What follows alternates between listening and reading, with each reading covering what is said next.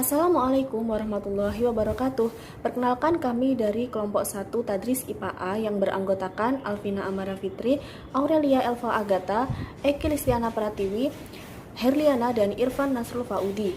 Pada kesempatan kali ini kami akan mempresentasikan materi mengenai paradigma penelitian kualitatif. Dimulai dari saya, Alvina Amara Fitri dengan NIM 207190002. Di sini saya akan menjelaskan materi pertama, yaitu pengertian paradigma penelitian kualitatif. Penelitian adalah terjemahan dari bahasa Inggris, yaitu berasal dari kata research yang berarti kembali dan to search yang berarti mencari. Dengan demikian, arti sebenarnya research atau riset adalah mencari kembali. Nah, penelitian kualitatif sendiri merupakan suatu pendekatan dalam melakukan riset yang berorientasi pada fenomena atau gejala yang bersifat alami. Mengenai pengertian penelitian kualitatif, di sini terdapat 4 pendapat tokoh. Yang pertama yaitu Creswell. Creswell mendefinisikan penelitian kualitatif sebagai suatu pendekatan atau penelusuran untuk mengeksplorasi dan memahami suatu gejala sentral. Yang kedua adalah pendapat dari Sugiono. Menurut Sugiono, penelitian kualitatif merupakan metode yang digunakan untuk meneliti pada kondisi objek yang alamiah, di mana peneliti adalah sebagai instrumen kunci. Yang ketiga adalah menurut Jean Ricci. Menurut Jean Ricci, penelitian kualitatif adalah upaya untuk menyajikan dunia sosial dan perspektifnya di dalam dunia dari segi konsep, perilaku, persepsi, dan persoalan tentang manusia yang diteliti. Yang terakhir adalah pendapat dari Denzin dan Lincoln. Menurut Denzin dan Lincoln menyatakan bahwa penelitian kualitatif adalah penelitian yang menggunakan latar belakang alamiah dengan maksud menafsirkan fenomena yang terjadi dan dilakukan dengan jalan melibatkan berbagai metode yang ada dalam penelitian kualitatif. Metode yang biasa digunakan adalah wawancara, pengamatan, dan pemanfaatan dokumen. Metode penelitian kualitatif sebenarnya baru dikenal sejak tahun 1960-an. Walaupun demikian, ilmu antropologi dan sosiologi sudah menggunakan pendekatan kualitatif sejak lama. Pertanyaan pada penelitian kualitatif ini umumnya bersifat dari umum kemudian mengarah ke pertanyaan yang khusus atau mendetail. Kemudian terdapat berbagai istilah dalam penelitian kualitatif. Yang pertama adalah penelitian lapangan, yang kedua interpretatif, yang ketiga naturalistic inquiry, yang keempat discovery oriented, yang kelima konstruktivisme, dan yang terakhir adalah metode alternatif. Penelitian lapangan disebut penelitian lapangan atau field research adalah karena peneliti harus terjun langsung ke lapangan dan terlibat dengan masyarakat setempat. Terlibat dengan partisipan atau masyarakat berarti turut merasakan apa yang mereka rasakan dan sekaligus juga mendapatkan gambaran yang lebih komprehensif tentang situasi setempat. Peneliti harus memiliki pengetahuan tentang kondisi, situasi, dan pergolakan hidup partisipan dan masyarakat yang diteliti. Yang kedua adalah interpretatif. Disebut interpretatif karena peranan penting dari peneliti yang menafsirkan dan memberi arti pada data dan informasi yang diberikan oleh partisipan. Jadi, hasil penelitian kualitatif banyak terpengaruh oleh refleksi pribadi, pengetahuan, latar belakang sosial, kreativitas, dan kemampuan personal peneliti. Yang ketiga adalah naturalistic inquiry. Disebut naturalistic inquiry karena menekankan pentingnya pemahaman tentang situasi alamiah partisipan, lingkungan, dan tempatnya. Situasinya benar-benar bertumpu pada apa yang nyata dan sesuai dengan fakta.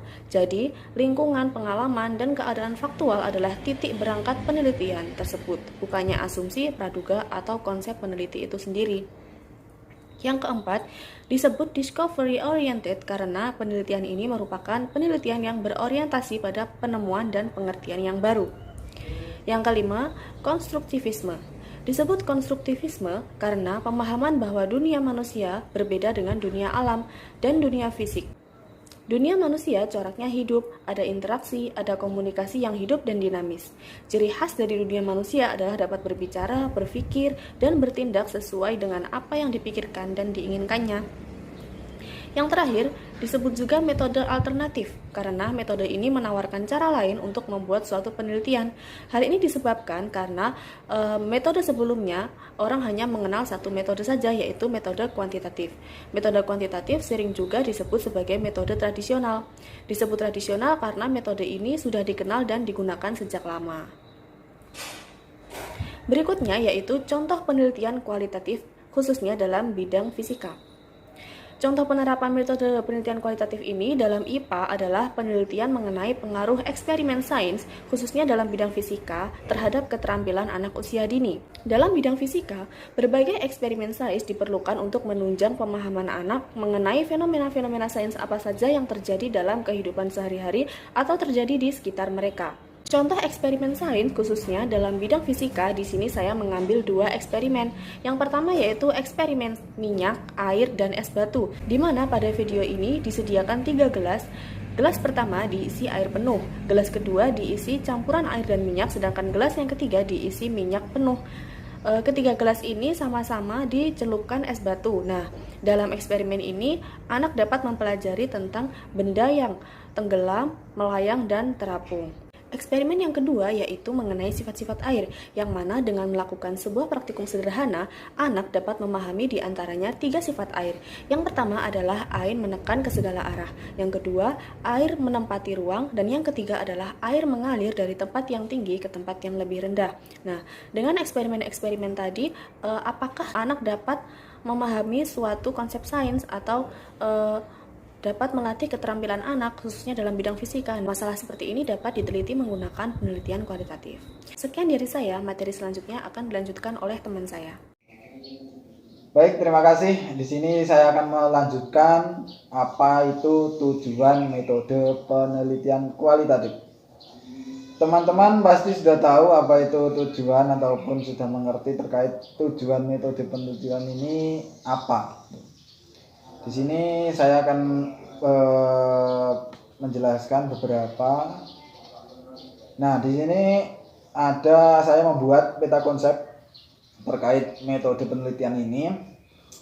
Metode penelitian kualitatif tujuannya itu bisa dilihat ada 3, itu dari penggambaran objek, kemudian mengungkapkan makna di balik fenomena, kemudian menjelaskan fenomena yang terjadi.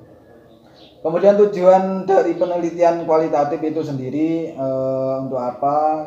Mari kita belajar bersama. Nah, di sini adalah tujuan metode penelitian kualitatif. Nah, tujuan dari penelitian kualitatif ini adalah untuk memahami kondisi suatu konteks dengan mengarahkan pada pendeskripsian secara rinci dan juga mendalam mengenai potret kondisi dalam suatu konteks yang alami atau natural setting. Tenang, apa adanya yang sebenarnya terjadi menurut apa adanya di lapangan studi. Jadi benar-benar apa adanya data sebenarnya yang ada di lapangan. Itu adalah tujuan dari penelitian kualitatif. Nah, penelitian kualitatif ini sendiri tujuannya bisa dilihat dari 3 tadi. Yang pertama adalah penggambaran objek penelitian atau describing object. Agar objek penelitian dapat dimaknai, maka perlu digambarkan melalui cara memotret, memvideo, mengilustrasikan, dan menarasikan. Penggambaran ini dapat dilakukan terhadap objek berupa peristiwa, interaksi sosial, aktivitas sosial religius, dan sebagainya. Itu tadi yang pertama. Yang kedua itu ada mengungkapkan makna di balik fenomena atau exploring meaning behind the phenomena. Makna di balik fenomena atau fakta dapat diungkap bila peneliti memperlihatkan dan mengungkapkan melalui wawancara mendalam atau depth interview dan observasi partisipasi atau participation observation. Itu yang kedua. Terusan yang ketiga itu ada menjelaskan fenomena yang terjadi atau explaining object. Fenomena yang tampak di lapangan terkadang tidak sama dengan apa yang menjadi tujuan, menjadi inti persoalan, atau dengan kata lain yang tampak berbeda dengan maksud utama, sehingga perlu adanya penjelasan secara detail, rinci, dan sistematis. Itu tadi adalah tujuan metode penelitian kualitatif. Selanjutnya akan dijelaskan oleh Mbak Eki, silakan. Assalamualaikum warahmatullahi wabarakatuh. Perkenalkan, saya Eki Kristiana Pratiwi dengan NIM 207190017 dari kelas Tadris IPA A. Untuk subbab selanjutnya yakni mengenai manfaat penelitian kualitatif.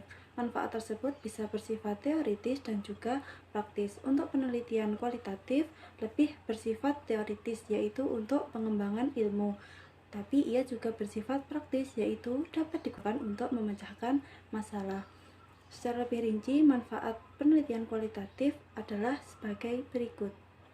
Yang pertama, digunakan pada penelitian awal di mana subjek penelitian tidak didefinisikan secara baik dan kurang dipahami. Yang kedua, digunakan pada upaya pemahaman penelitian perilaku dan penelitian motivasional. Penelitian perilaku merupakan penyelidikan tentang respon atau reaksi seseorang terhadap stimulus. Adapun penelitian motivasional merupakan penyelidikan yang didasari oleh dorongan rasa ingin tahu dari dalam maupun dari luar diri si peneliti. Yang ketiga, yaitu untuk penelitian konsultatif.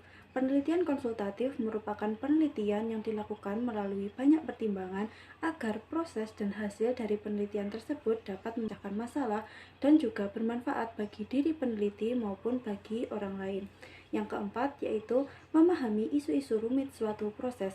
Hal ini bertujuan agar tidak terjadi kerancuan dalam menganalisis alur permasalahan yang sedang terjadi dan hendak diteliti.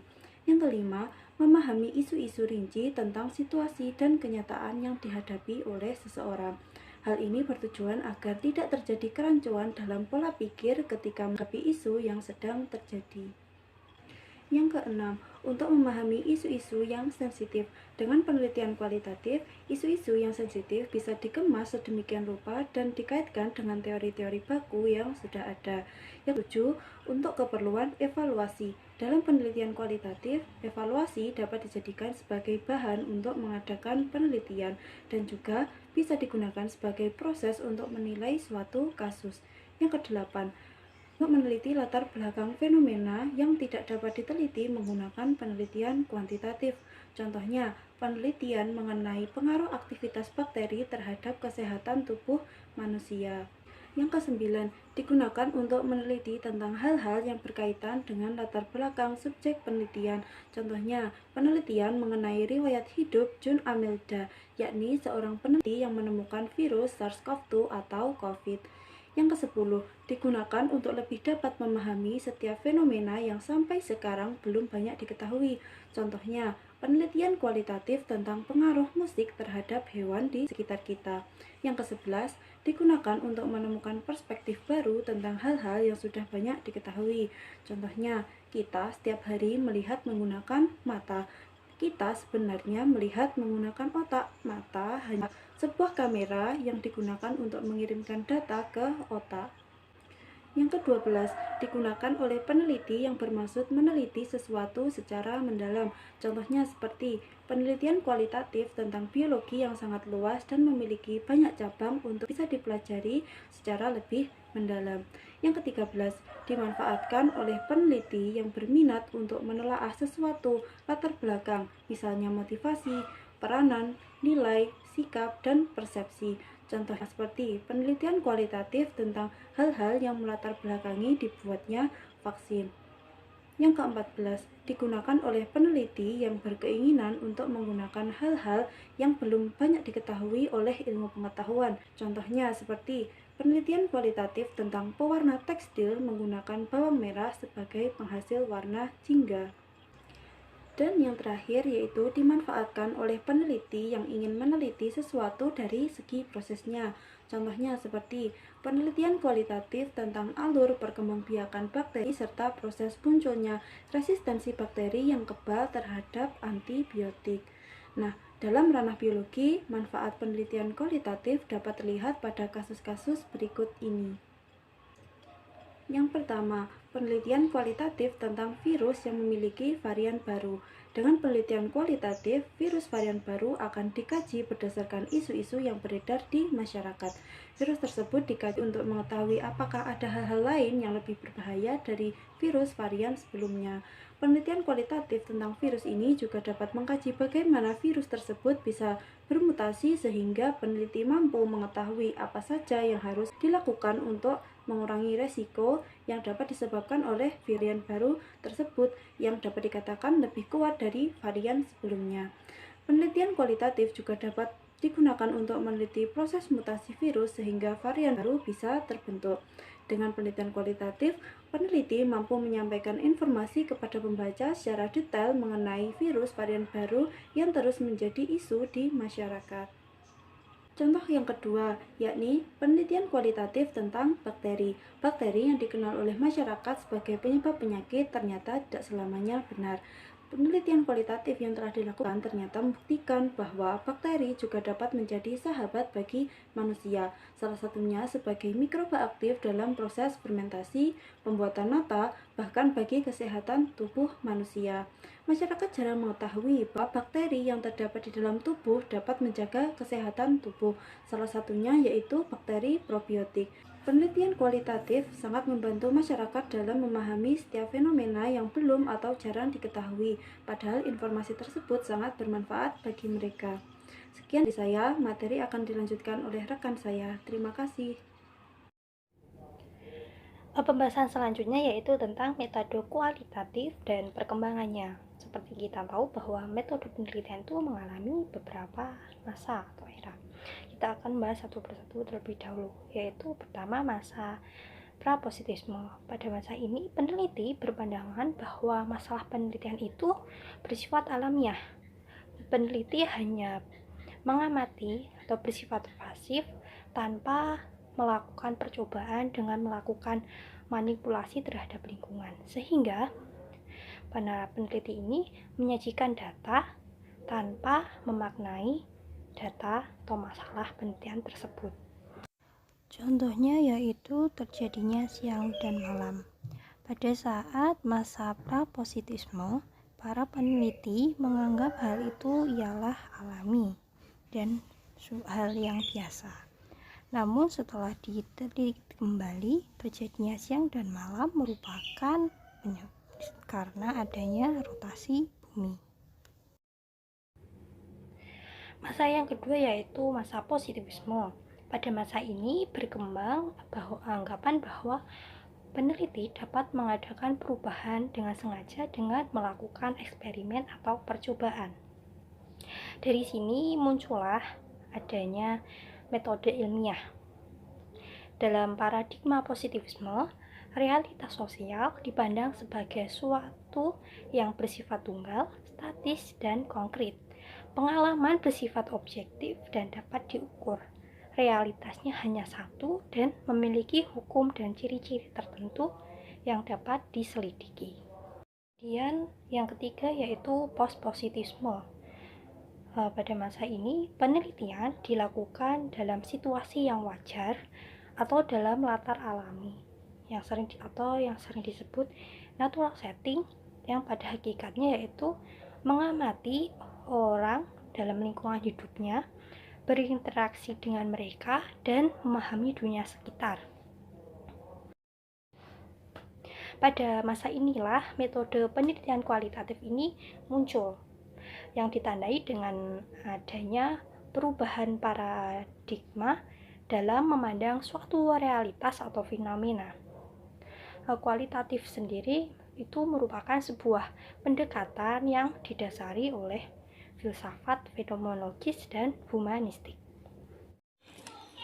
Saya Aurelia Elva Agatha dengan NIM 207190009 akan melanjutkan penjelasan materi tentang metode penelitian kualitatif dan perkembangannya. Yang pertama, ilmuwan antropologi dan sosiologi. Tradisi penelitian kualitatif berasal dari para ilmuwan antropologi dan sosiologi. Para ilmuwan tersebut berusaha memahami bagaimana orang memberikan arti pada dunia dan lingkungannya. Menurut sejarah, penelitian dengan pendekatan kualitatif lahir untuk memenuhi kebutuhan dalam menjawab rasa ingin tahu manusia yang terus ada. Pendekatan kualitatif telah diakui oleh pakar sebagai alternatif metodologi yang layak untuk digunakan dalam memperoleh pengetahuan. Bahkan, kini kedua jenis metodologi penelitian yaitu kuantitatif dan kualitatif dapat digunakan untuk saling membantu dalam memperkuat hasil dari suatu penelitian. Apa itu sel? Untuk menjawab rasa ingin tahu manusia yang selalu ada, maka berikut ini saya berikan contoh dari sejarah penemuan dan perkembangan sel. Beberapa ahli yang dikenal dalam penemuan sel, seperti Robert Hooke, Robert Brown, Matthias Jacob Sladen dan Theodor Schwann, Rudolf Virchow, Felix Durkheim, dan Max Schultz. Yang pertama yaitu Robert Hooke. Dia adalah orang yang pertama kali yang mengemukakan tentang sel. Dia mengamati sayatan melintang gabus dan menemukan ruang kecil yang disebut sel. Jadi, sel gabus ini adalah sel mati yang kosong tanpa ada isinya. Ahli yang kedua adalah Robert Brown, yang menyatakan bahwa sel merupakan suatu ruangan kecil dibatasi oleh membran yang di dalamnya terdapat cairan atau protoplasma. Selanjutnya adalah Matthias Jacob Sladen dan Theodor Schwann. Mereka mengamati sel yang berbeda. Sladen mengamati sel tumbuhan, sedangkan Schwann mengamati sel hewan.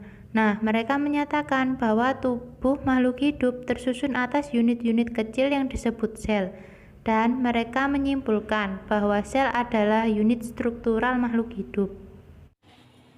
Yang selanjutnya yang kedua yaitu Sekolah Chicago atau Universitas Chicago. Sekolah Chicago atau yang sekarang dikenal dengan Universitas Chicago memiliki andil yang sangat besar bagi perkembangan metode ini. Pada awalnya terdapat banyak perbedaan pendapat di antara para ahli mengenai penerapan metode ini.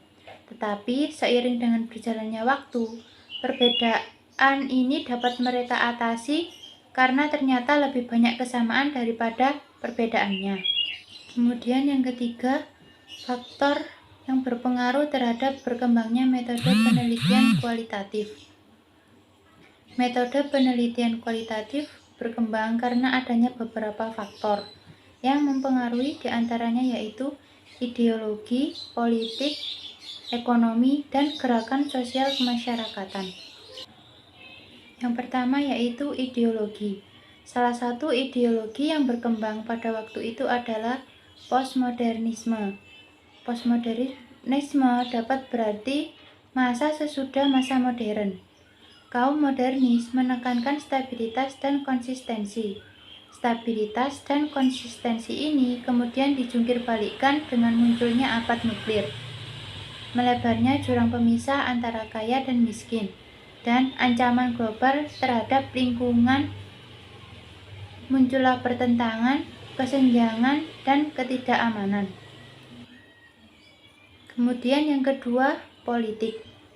Metode ini berkembang karena realita politik. Waktu itu memaksa orang untuk mencari jalan keluar dan berefleksi tentang bagaimana seharusnya kekuasaan didistribusikan dalam suatu masyarakat.